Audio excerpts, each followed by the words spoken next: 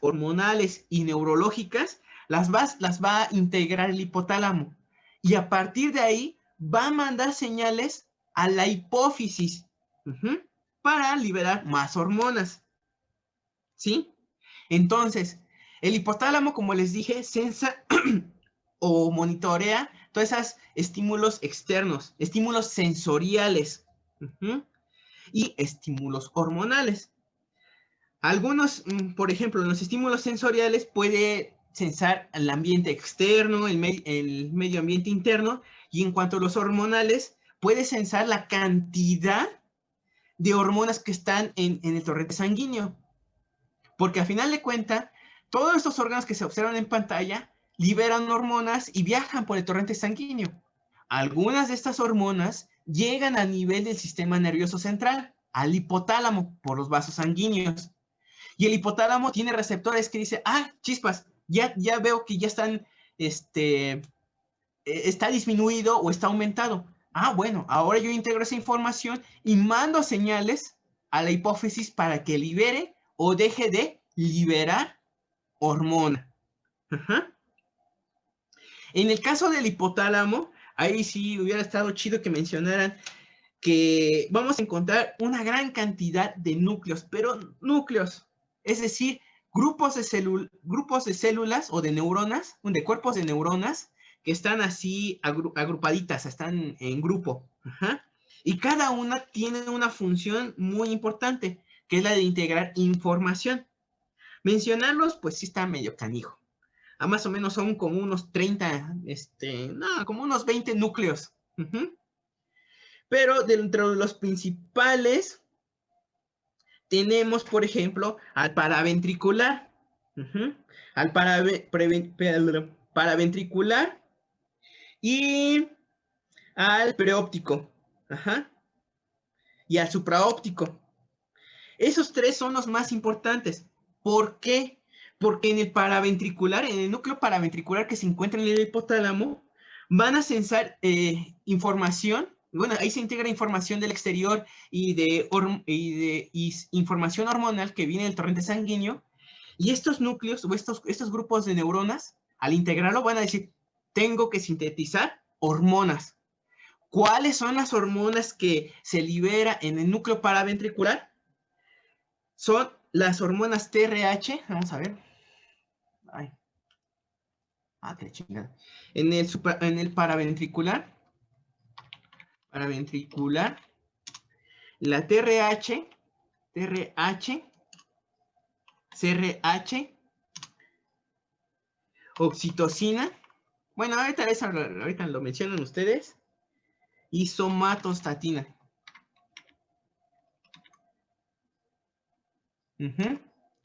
Fíjense bien. Y en el preóptico, la LH, ¿cómo se le llama? LRH. LHRH. Y en el supraóptico también va a liberarse óptico, vasopresina, presina y oxitocina. Entonces, como tal, el hipotálamo, además de ser una estructura del sistema nervioso central, también es una glándula endocrina. Cuando existen señales del exterior, empieza a liberar estas hormonas.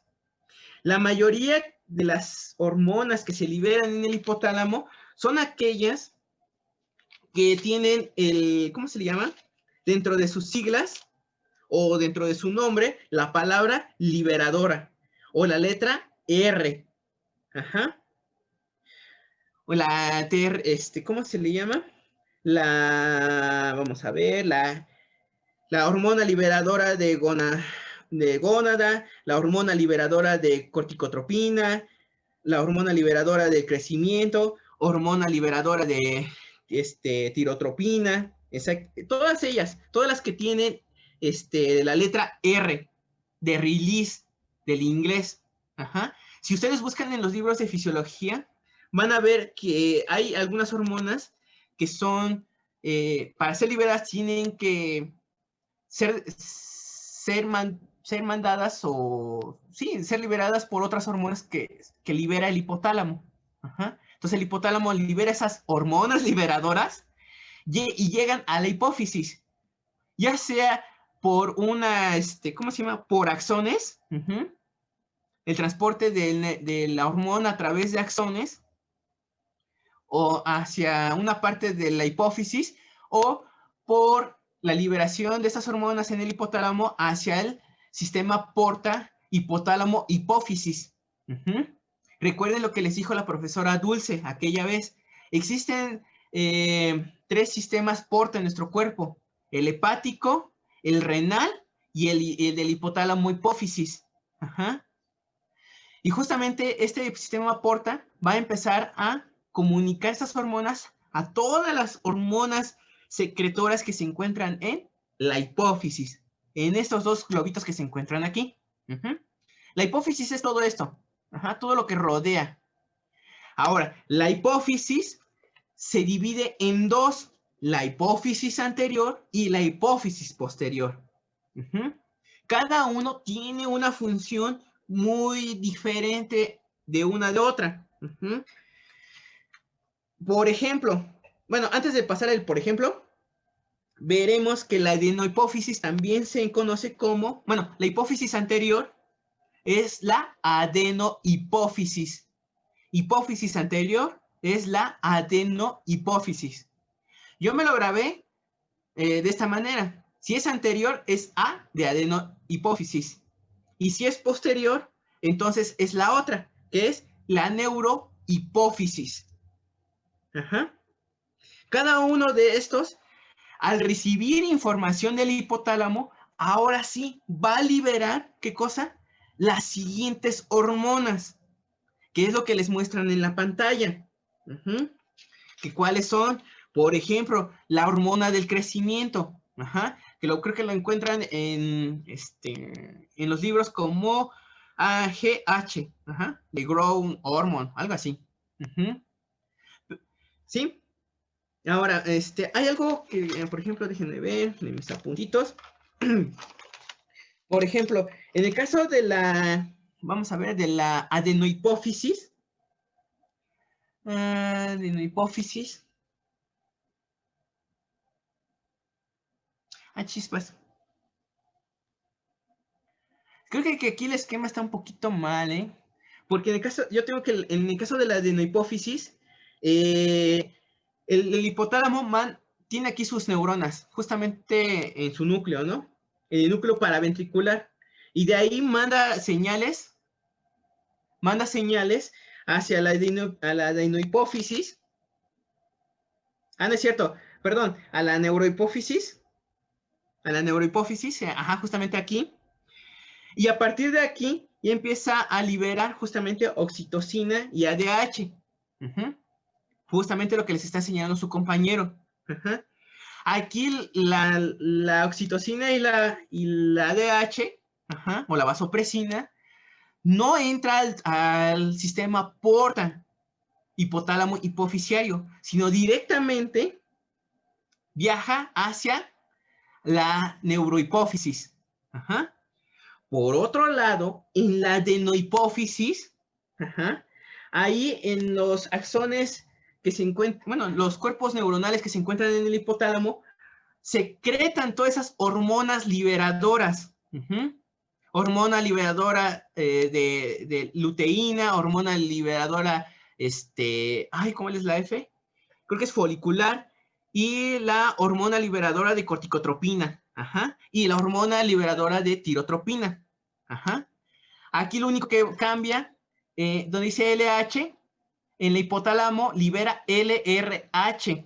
En el FSH, en el hipotálamo libera FSRH.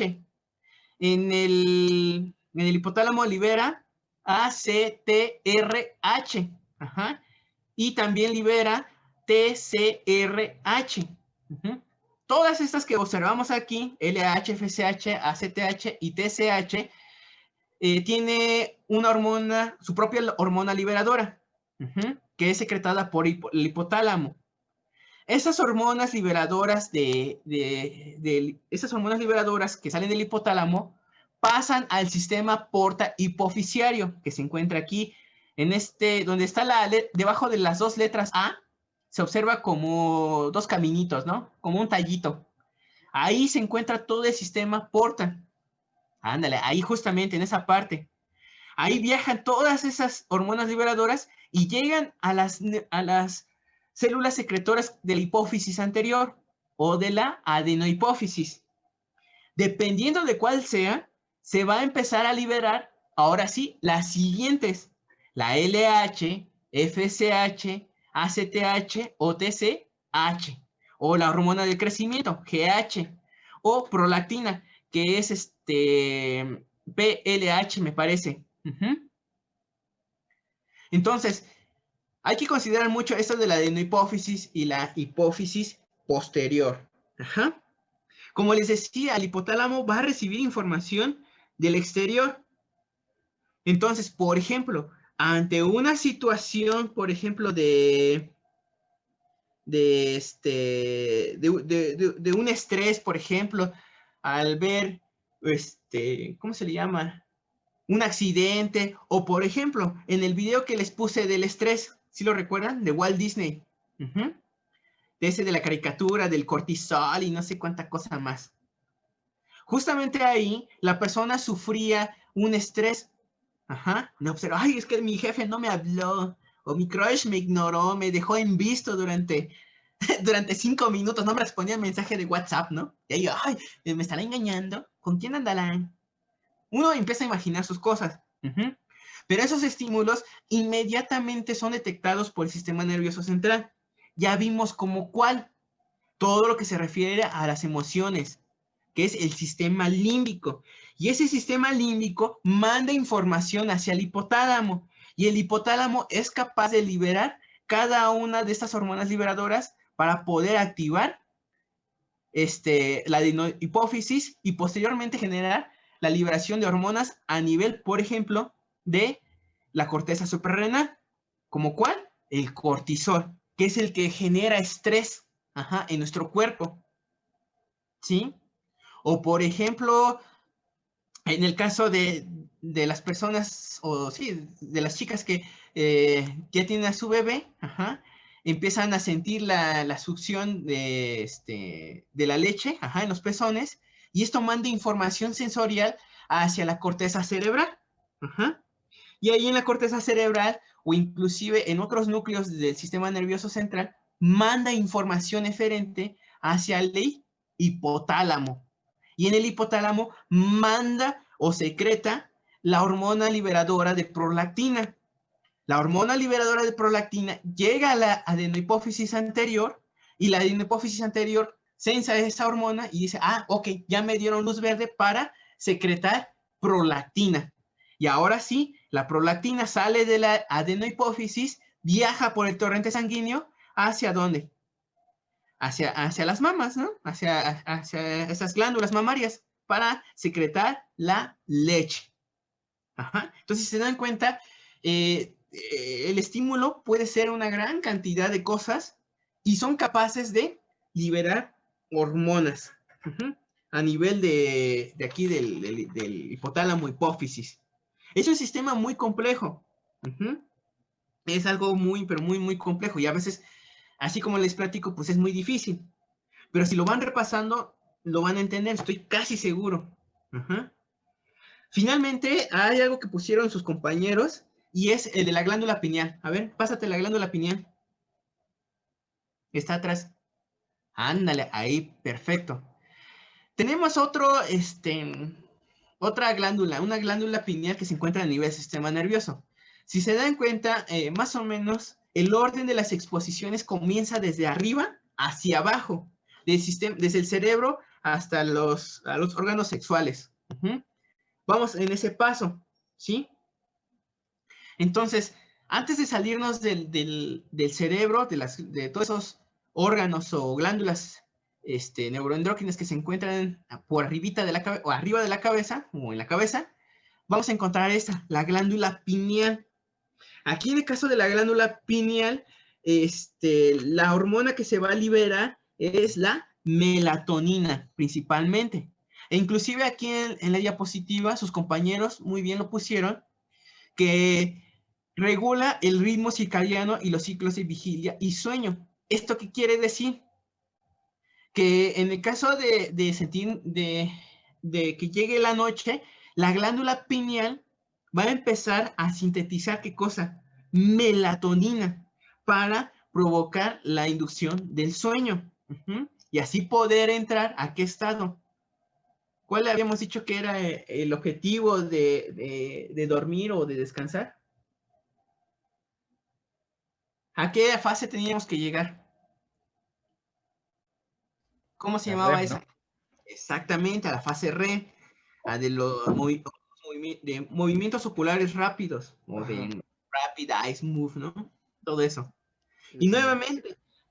nuevamente tiene que ver con los estímulos externos, ¿no? El hecho de que ya empieza a oscurecer manda señales justamente, eh, señales luminosos que son detectados por receptores sensoriales en el ojo, que hacen una transducción sensorial, que es ¿cómo se le llama?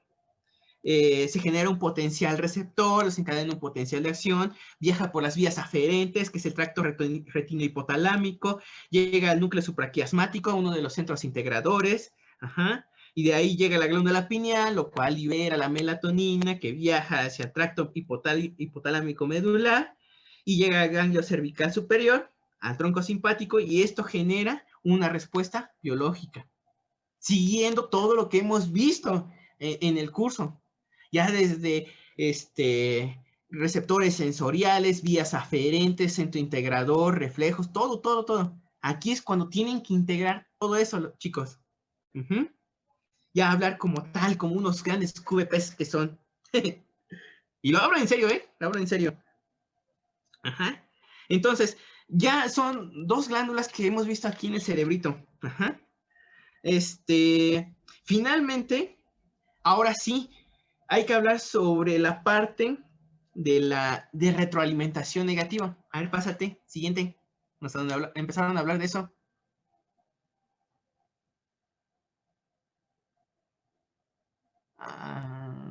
Ok, perfecto. Puede ser, ok, ajá. Sí, con la que tú quieras. Sí, fíjense bien. Aquí, por ejemplo, ya es lo que les decía, ¿no? Puede haber estímulos, ¿cómo se le llama? Externos, que pueden ser sensados ya sea en el hipotálamo o por la corteza cerebral. Ajá, que es lo que dice aquí. Sensor, corteza cerebral, hipotálamo. Esos son los sensores, los receptores, ¿no? Detectan un estímulo. Y ahora sí, ¿qué es lo que va a pasar? Bueno, el hipotálamo dice, ok, ya recibí información, tengo que mandar información ya sea a la hipófisis anterior o la hipófisis posterior, dependiendo de cuál sea nuestro estímulo. Ahí les ponen el ejemplo de que hay un efecto, supongo que de estrés, la corteza cerebral lo sensa, manda señales al hipotálamo y el hipotálamo manda, más bien libera la hormona liberadora de corticotropina. Esa hormona liberadora de corticotropina tiene efecto en la adenohipófisis. Ajá. Y ese efecto de la hormona liberadora de corticotropina empieza a tener un efecto aquí en la adenohipófisis. ¿Para qué? Para secretar o liberar corticotropina. Esa corticotropina ahora sí viaja por el torrente sanguíneo hacia la corteza suprarrenal. ¿Para qué? Para empezar la síntesis de cortisol. Y el cortisol pues, ya tiene efectos diana. Pero dice el organismo, oye, ¿sabes qué? Ya tengo demasiado estrés, ya tengo demasiado cortisol, ya estamos elevando los límites que tengo en mi cuerpo. Bueno, el cortisol viaja por todo el cuerpo y una parte de ella llega nuevamente al hipotálamo. El hipotálamo, como ya ve que llegó el agua ya rebasó la rayita del tanque, y dice, uy, ya me está llegando hasta la cabeza el cortisol, pues entonces ahora va a tener un efecto de retroalimentación negativa. Es decir, va a parar la producción de la liberación de la hormona liberadora de corticotropina. Por lo tanto, al no haber esta hormona, esta cadena de secreción de hormonas va a disminuir para mantener en niveles estables la concentración de la hormona del cortisol. Ajá. Y que no tenga un efecto perjudicial. Ujú.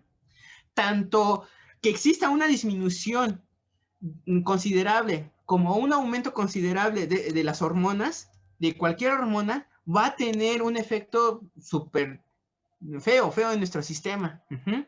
Y esto puede generar inclusive el equilibrio, ¿no? La muerte. Ujú. Y es lo que se refería a su compañero. Eso es la retroalimentación negativa. De esta manera, nosotros mantenemos a raya la secreción de las hormonas. La mayoría de la regulación de esas hormonas se lleva por este mecanismo, por una retroalimentación negativa. ¿Sí? ¿Sí, chicos? Sí, así mero. Así me... ¿Dudas? ¿Algo que quieran comentar? ¿Algo? ¿Alguna duda? ¿Alguna duda?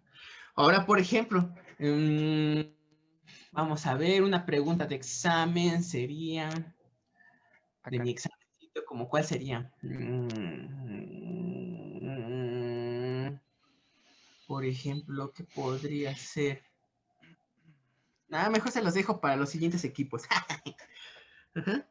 Hay algunas patologías en el cual consiste que el aumento o la disminución de estas hormonas es por una deficiencia, por un problema genético, ajá, en cuanto a la síntesis de estas hormonas, o podría ser, por ejemplo, un tumor que pudiera exacerbar o aumentar la actividad de esas neuronas, de estas células que secretan las hormonas. Uh-huh.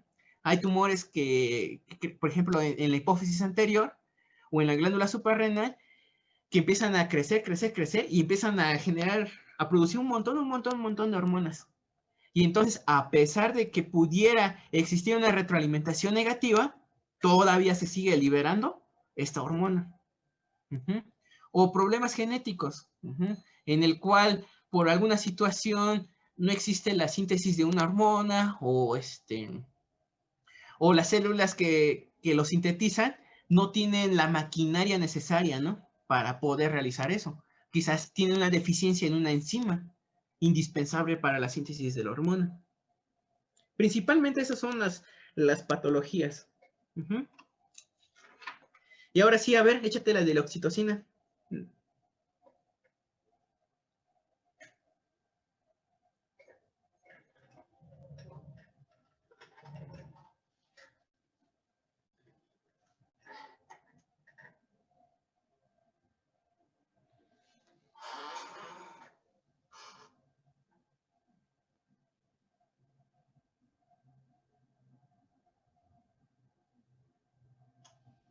Ya cuando quieras, ¿eh?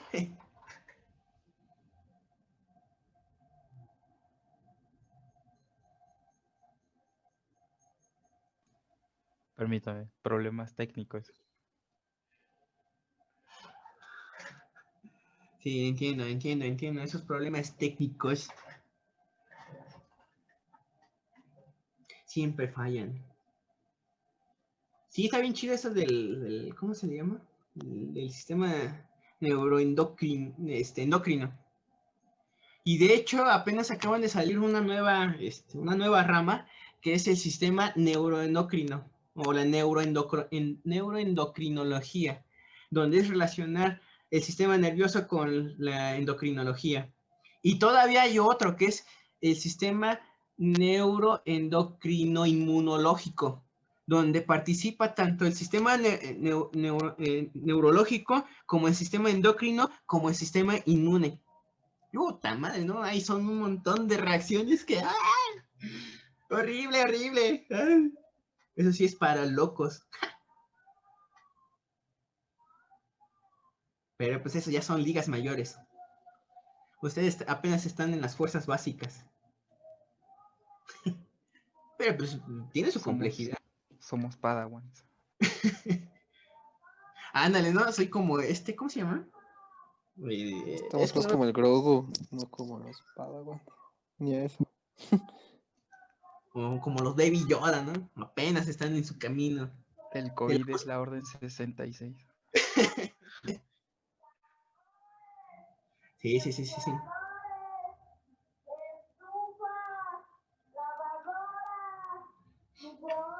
Vamos a ver. ¿Ya?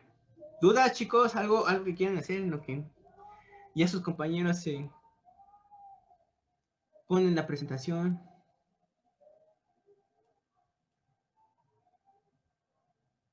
Un chiste, tan siquiera.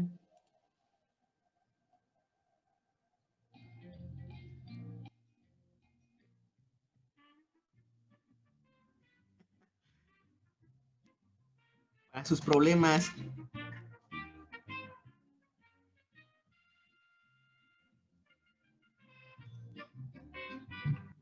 ¿Ya me escuchan? ¿Ya van a empezar?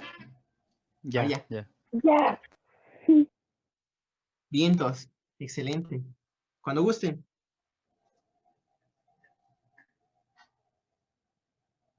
Bueno. La oxitocina es una hormona peptídica que es producida en los núcleos supraópticos y paraventriculares del hipotálamo. Es almacenada y a su vez liberada por, a través de exocitosis de la neurohipófisis posterior. La que sigue, por favor.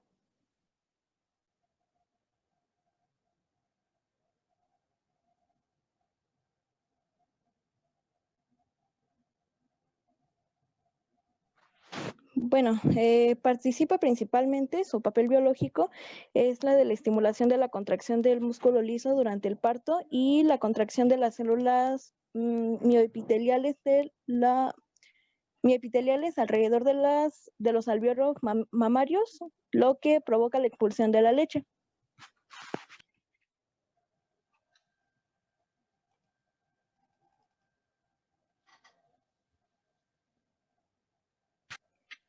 A esta hormona también se le conoce como la hormona del amor, ya que está involucrada en la creación del vínculo madre e hijo, en el enamoramiento y en la excitación sexual femenina.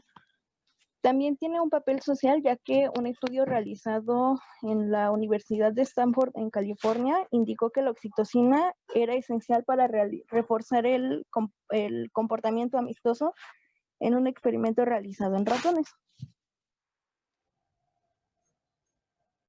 La que sigue, porfa.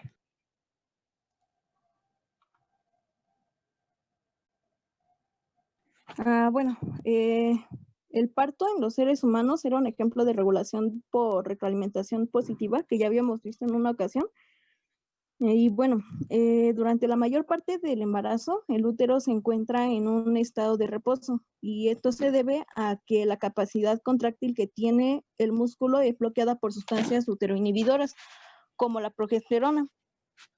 Esta actúa bloqueando la expresión de las proteínas asociadas con la contracción, las cuales son necesarias para que el útero sea capaz de responder a las sustancias estimulantes de la contracción. Para pasar de la fase en reposo a la de activación de las células musculares del útero intervienen factores mecánicos y endocrinos. Los mecánicos se dan por el crecimiento del feto, que distiende el útero, estira la fibra muscular y estimula la creación de receptores de oxitocina. Y los hormonales es durante la maduración del eje hipotalámico, hipófisis adrenal fetal, aumenta la formación de cortisol por parte de la glándula suprarrenal. Esta, a su vez, aumenta la formación de cortisol, y el cual activa las hormonas que lo convierten a estrógenos y a progesterona, perdón. Y la progesterona, al aumentar el nivel de cortisol, desaparece el bloqueo de la progesterona y entonces se expresan las proteínas asociadas con las contracciones.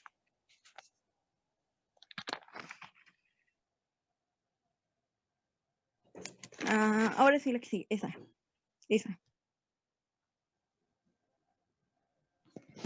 Bueno, en esta, para que ocurra la contracción uterina, es necesario que haya una buena concentración de calcio y de calcio intracelular.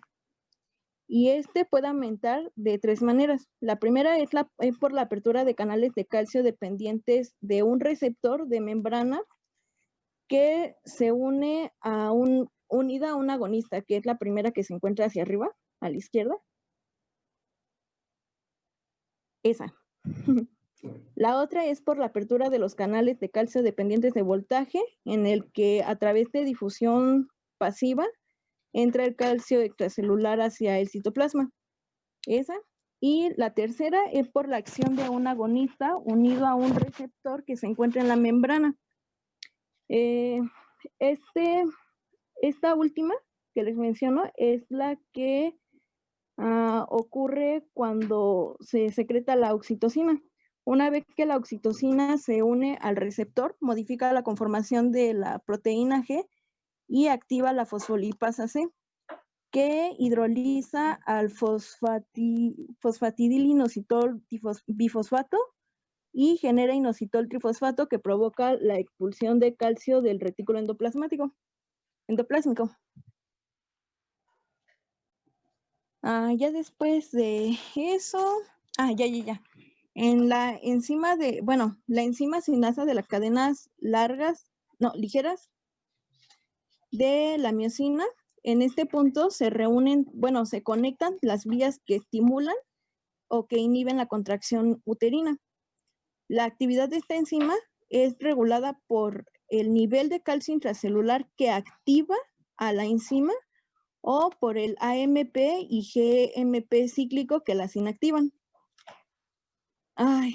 Una vez que, como les mencionaba, la última del agonista y el receptor que activa la fosfolipasa, pues una vez que se ha liberado el calcio del retículo endoplásmico, este calcio libre se une a la proteína calmodulina. Luego, ese complejo calcio-calmodulina se une con la sinasa de la cadena ligera de la miosina. Lo que hace es activar esta enzima y lo que hace es que se fosforilen las cadenas ligeras de miosina, que interaccionará con la actina para producir la contracción muscular.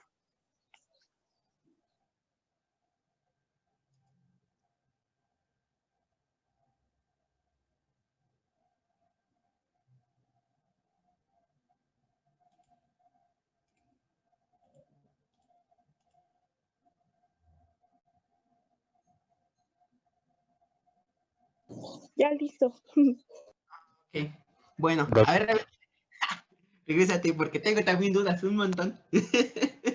Ay, soy bien malo. A ver, vamos a ver. Regrésate una anterior. Regrésate una anterior. Atrás. Atrás.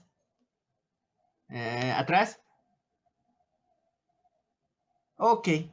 Bueno, entonces fíjense, lo que su compañero les acaba de decir está muy cierto. Participa en el labor en parto, secreción de leche, amor y el establecimiento de relaciones sociales, ¿no? En lo que cabe para este curso, como lo dijo su compañera, en lo que nos vamos a enfocar mucho es en el labor de parto y la secreción de leche.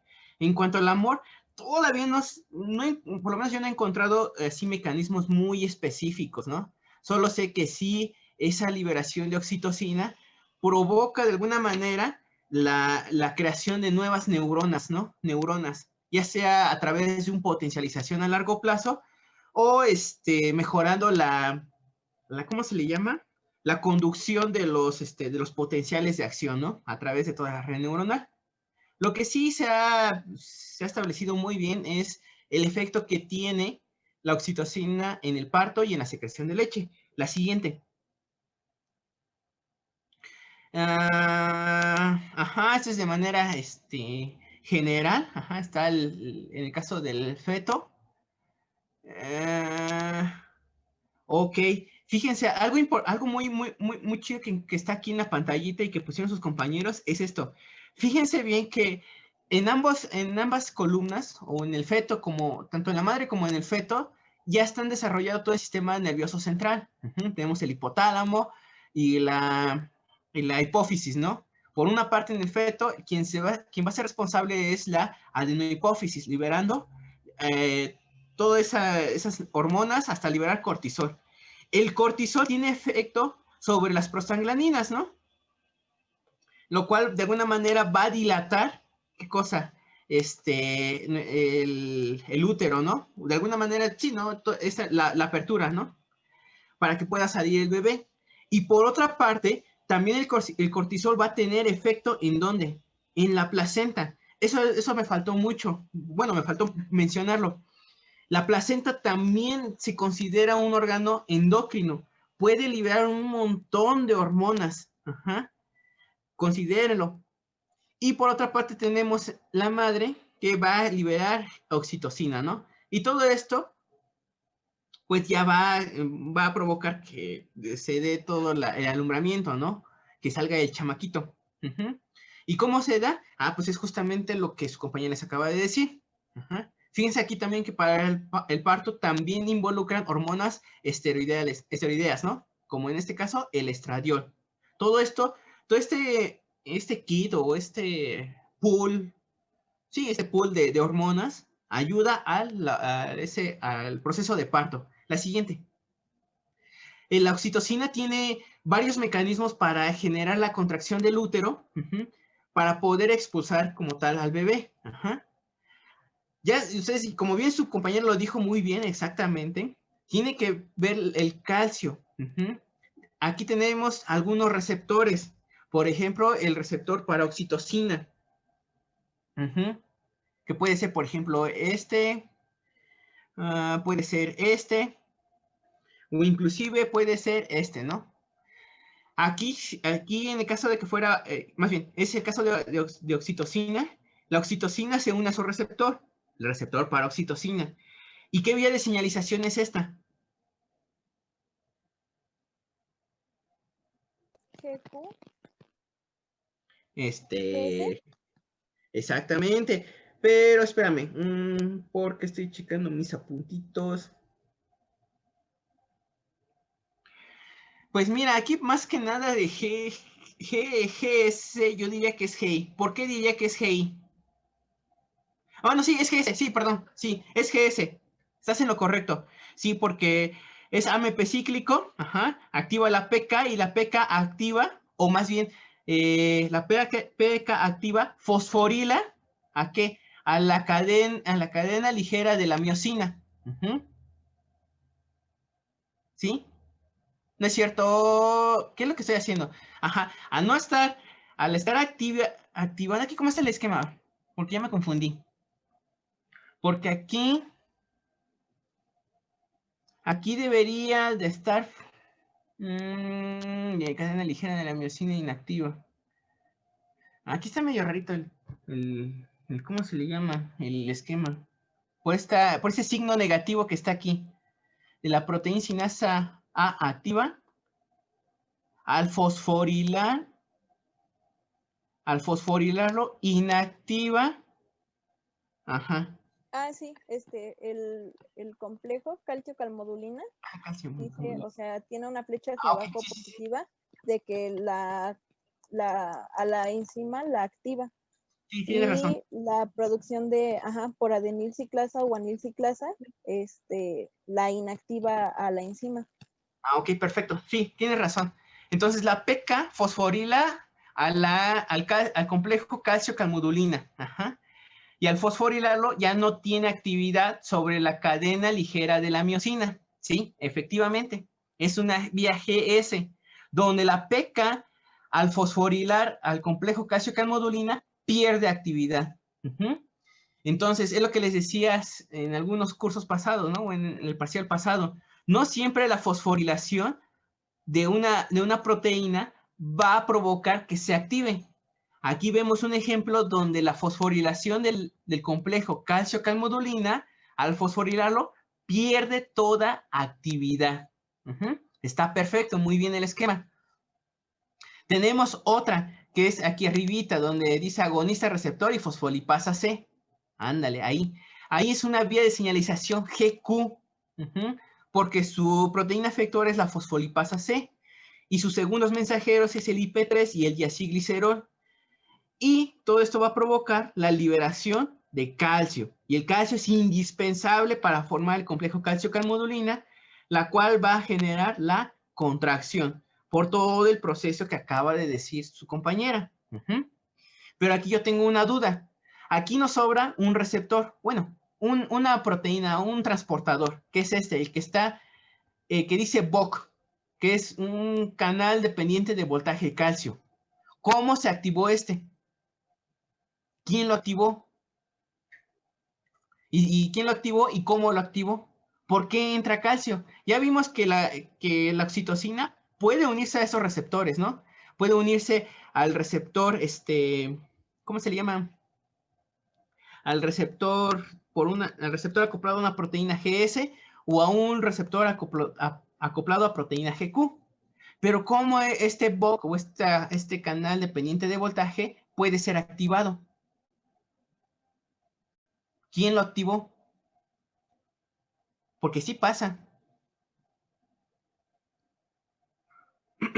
¿Cómo Bueno, es que puede? yo leí que la misma contracción hacía que, bueno, elevaba la cantidad de, bueno, la concentración de calcio intracelular de 150 nanomoles, creo, a Ajá. 500 nanomoles. Ajá. Y Y según entonces, yo, ese era, pues, o sea, nada más así. pero, O sea, pero de acuerdo a lo que hemos visto en clase, ¿cómo crees que se haya activado este canal dependiente de voltaje? pues con un potencial de acción. Va por ahí, pero no. Ay. En esa integración.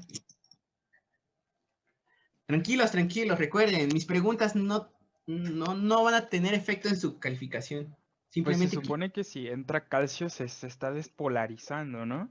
perfecto, excelente. Ajá, y luego, Híjole. ¿qué pasa con la despolarización? ¿Qué pasa? Pues queda con carga, pues, muy, muy negativa. Entonces tiene que No, entrar. positiva. No, Ah, positiva, Ajá, perdón. porque está entrando el calcio. Ajá. y luego, soy como mi sobrinito. Y luego, ¿y por qué? ¿Y por qué? ¿Y por qué? ¿Qué pasa después? ¿Qué provoca eso?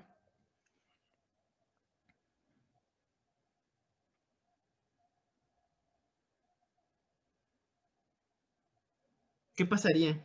Ya se despolarizó y luego, Pues se abren los canales.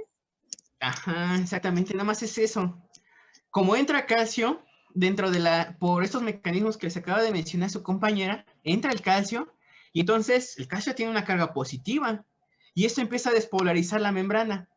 Como estos BOC o estos canales dependientes de voltaje solamente se abren cuando rebasan cierto potencial, entonces al detectar que se está elevando, inmediatamente ellos se van a abrir. Ajá.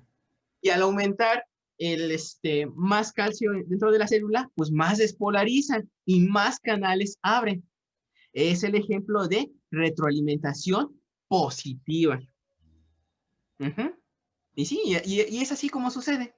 Y todo esto que ven aquí sucede tanto en el útero como en las glándulas mamarias.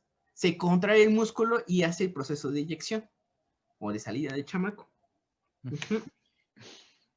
Ahora, aquí por ejemplo dice agonista ROCK. Ese ROCK es una proteína, es el receptor, es un receptor, ¿no? Pero está acoplado a una proteína G monomérica. Recuerden cuando hablábamos de receptores tirosincinasa, había ejemplos de proteínas G que eran monoméricas, que eran los RO. Ajá. Si no lo recuerdan, chéquenlo. Y esos RO van a tener un efecto, ¿cómo se le llama?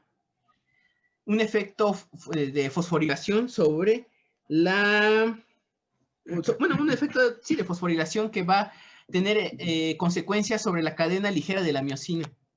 Y esto va a provocar la contracción. O sea, tienen 3 vías o 4 vías de señalización la oxitocina en el músculo liso. Es muy, muy, muy, muy potente. Y les digo, en cuanto a la parte neuronal, no he encontrado como tal una vía muy ya bien definida. Es muy, muy, muy difícil. La voy a buscar, a ver si la puedo encontrar antes de que termine el semestre. ¿Dale? ¿De qué? ¿Del amor? Sí, de la oxitocina. ¿Cuál es el efecto sobre? Yo supongo que debe tener un efecto en el sistema límbico, particularmente en la formación de neuronas. Ujú. Es lo que yo creo, es mi teoría. Ujú. Probablemente la oxitocina se pueda unir a receptores que provoquen la transcripción de genes encargadas de crear, por ejemplo, receptores AMPA, MDA, los que vimos en potencialización a largo plazo, todos esos receptores. Y eso crea nuevas neuronas. Y por eso supongo yo que nos sentimos tan apegados a una persona, ¿no? A ciertas conductas de la otra persona, ¿no? Que en un momento decíamos, ay, está bien fea, ¿no? ¿Por qué haces esto? Ya cuando lo hace la persona que queremos, hasta dices, ah, no, sí se ve mejor. No sé. Ya ven que el amor es ciego, ¿no? Bueno, pues entonces pasen a la ADH. Los del otro equipo. Ah, o ya terminamos las exposiciones de hoy. No me acuerdo.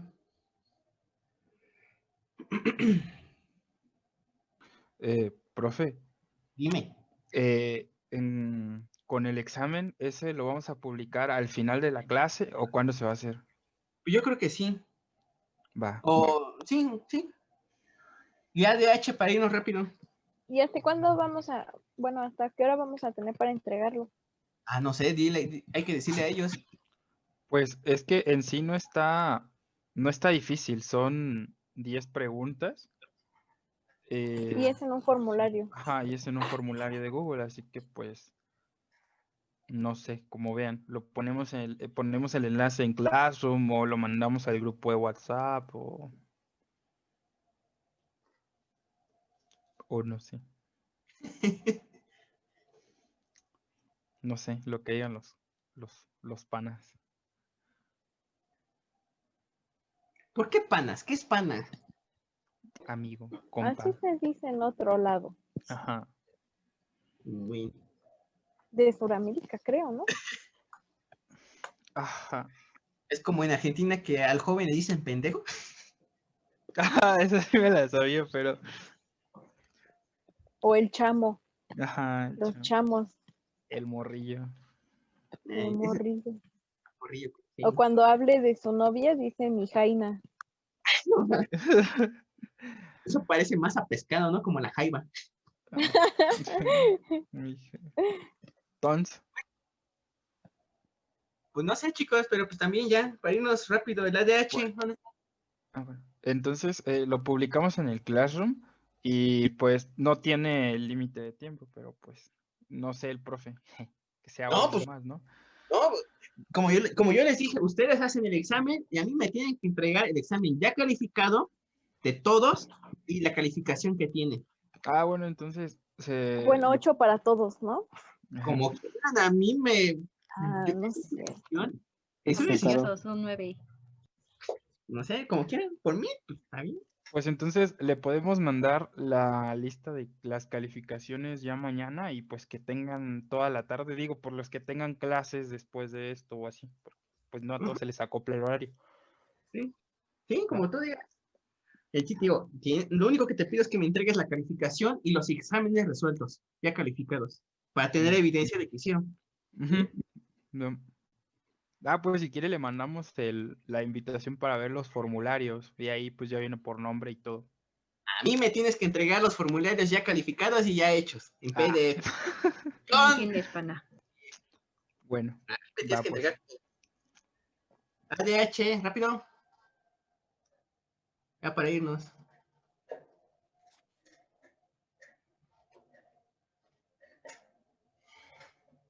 Buenos días, bueno, tarde ya. Nosotros somos el equipo, nos tocó el ADH, la hormona antidiurética. Bueno, aquí como vemos, esta hormona también es conocida como vasopresina. Es la que nos ayuda a regular la eliminación de agua por el riñón mediante la orina. Las células encargadas para esto se encuentran ahí en el hipotálamo, que serían los osmorreceptores. Ay, Estas detectan el aumento en la concentración osmótica de los líquidos corporales y por lo tanto aumentan la secreción de esta hormona. También disminuye la producción de orina. Espérate, esto no era.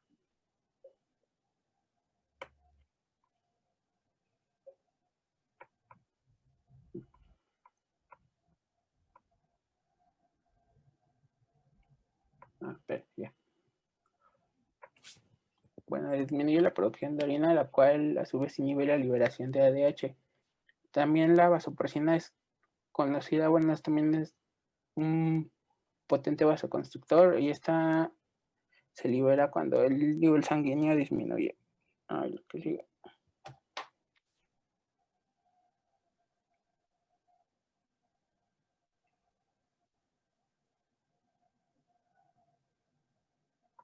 Bueno, antes que nada, pues el líquido intersticial que se encuentra en los riñones es muy hipertónico. Esto debido a que el transporte de cloruro de sodio, la multiplicación contracorriente por las ramas ascendentes y descendentes y por el reciclamiento de la urea. El tubo colector, que es que está del lado derecho de manera vertical en la imagen, debe canalizar los líquidos a través de un ambiente hipertónico. Esto ocurre cuando se vacía la orina en los cálices. También debemos saber que en la médula el líquido circundante de los tubos colectores es hipertónico, pero en la corteza los líquidos son hipotónicos. Esto debido a que la rama ascendente de la asa extrae la sal de la sangre y lo que hace que la parte medular del riñón sea muy hipertónica debido a que el agua se extrae del tubo conductor por osmosis. La siguiente, por favor.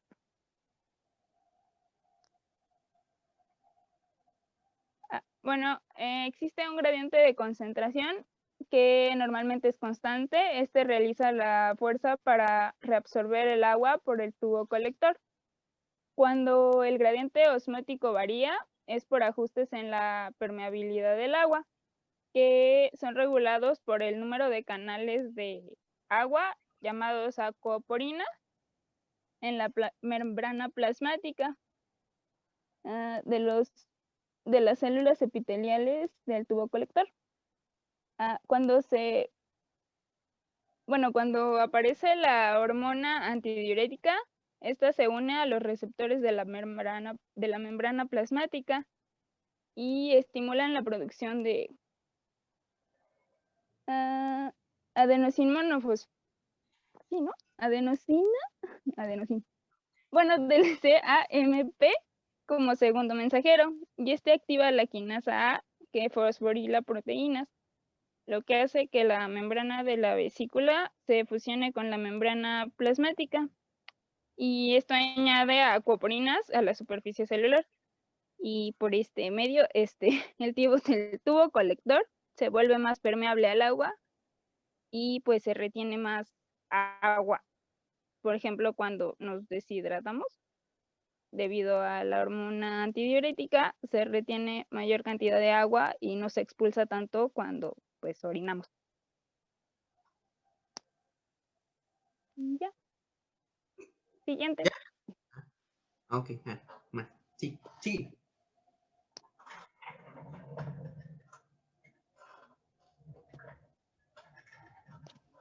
La secreción de ADH se estimula cuando los osmoreceptores hipotalámicos responden a un incremento de la sangre que excede un límite de 208 a 295 metros por hora. Bueno, no sé. El esquema que tenemos del lado derecho es como anteriormente mencionó mi compañera, que la ADH va a mantener la homeostasis de la concentración plasmática. Un ejemplo, bueno, un estímulo en cuanto a un consumo bajo de agua, que sería deshidratación, la osmolaridad plasmática aumentará. Cuando hay un consumo alto de agua, sobrehidratación, igualmente la osmolaridad se verá afectada.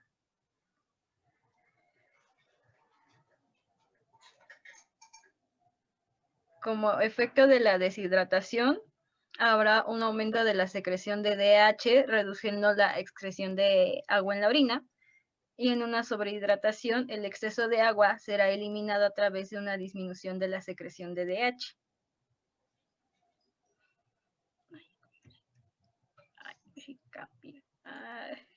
Ay, no, aquí está. Ay, cómo me encanta escucharlos tan desesperados. Ay, burle, sí. A ver, síguele. Alejandro, no te escuchas. Problemas técnicos. Aguante. Desgracioso. Sí, sí es bonito. ¿Ya me escucho? Ya. te escucho. Gracias. La ADH también se encarga de estimular los canales de aquaporina. Lo que sucede aquí, como podemos ver en el esquema, en el primero, es que cuando H está ausente o no se encuentra en los canales, esta se localiza en la membrana de las vesículas intercelulares. De las células, esto es en el tubo colector, perdón. Luego, como podemos ver en la siguiente imagen, cuando ADH estimula la fusión de las vesículas, lo que provoca es que se empiece a unir con la membrana plasmática y al mismo tiempo provoca la intersección de los canales de aquaporina en la membrana plasmática. Y luego, cuando ADH deja de estar estimulando la membrana, se comprime hacia adentro y lo que provoca es volver a formar vesículas intracelulares, al mismo tiempo que elimina los canales de aquaporina de la membrana plasmática.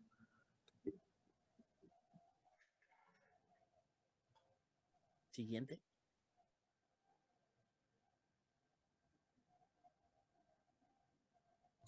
Aquí tenemos un cuadro, como resumir lo más que se pueda, que en caso de deshidratación, el osmorreceptor será el hipotálamo. La secreción de DH se aumenta y teniendo como efecto la disminución del volumen de orina.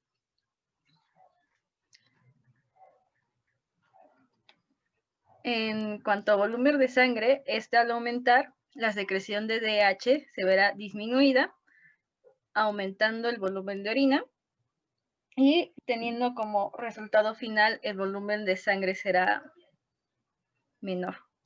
Bueno, un cuadrito con resumen, ¿no? Ay, no se cambia. Tranquila, tranquila. Todavía no hago preguntas. Debes estar tranquila. No quiero llegar a esa parte, gracias. Pues mira, la compu te está ayudando. No me está ayudando, ahora vamos, ya está. Y bueno, tenemos aquí como que otro resumen, como que más, lo más importante. Ay, no, ese no era. Ahora sí, ya, serios. Está bien. ¿Y esto qué? ¿Diabetes insípida qué? No, dale al anterior. ¡Órale!